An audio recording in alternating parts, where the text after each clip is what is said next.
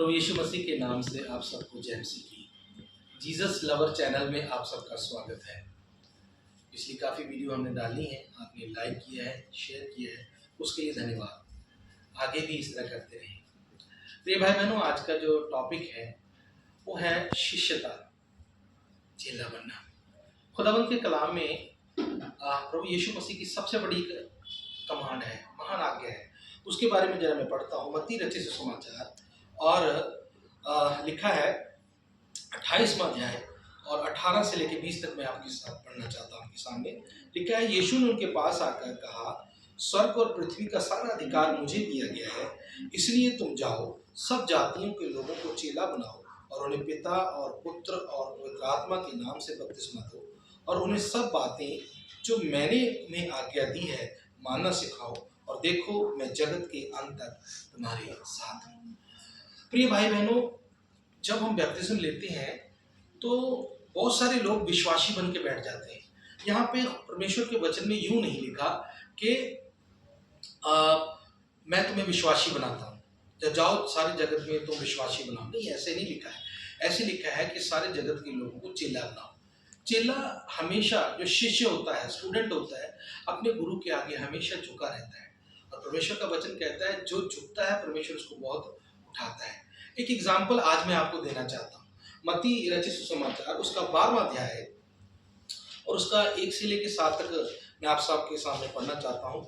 चेले बनने का या शिष्य बनने का क्या लाभ है? बहुत सारे लाभ हैं, मैं आपको गिनवा सकता हूँ, बहुत सारे लाभ, लेकिन उनमें से एक मत्ती 12 उसका 1 से लेके 7 मैं आपके सामने पढ़ना चाहता हूँ। यहाँ पे यूं लिखा है, उस समय यीशु शबत के दिन खेतों में से होकर जा रहा था और उसके चेलों को भूख लगी और वे बालें तोड़ तोड़ कर खाने लगे।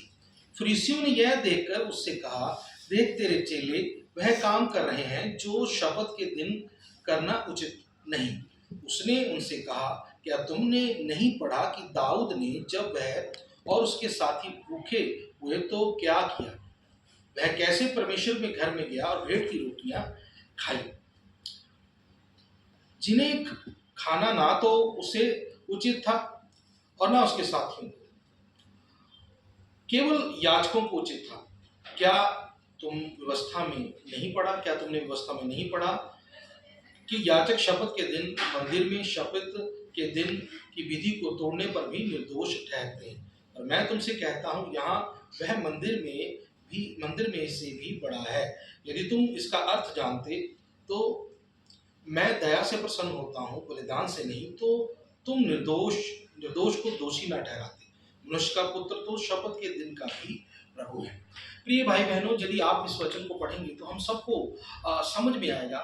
देखो, किसी के खेत से उन्होंने बालें तोड़ के खा ली, और परमेश्वर के वचन में लिखा है कि जो फरीसी लोग थे, या कह सकते हैं उस खेत के जो मालिक थे, और उनके ऊपर दोष लगा रहे थे और उनको हो सकता है उनके साथ बहुत बुरा व्यवहार करते। लेकिन चेलों की एक मान सकते हैं कि गलती थी यहाँ पे, क्योंकि उसने किसी के खेत से तोड़कर खाया।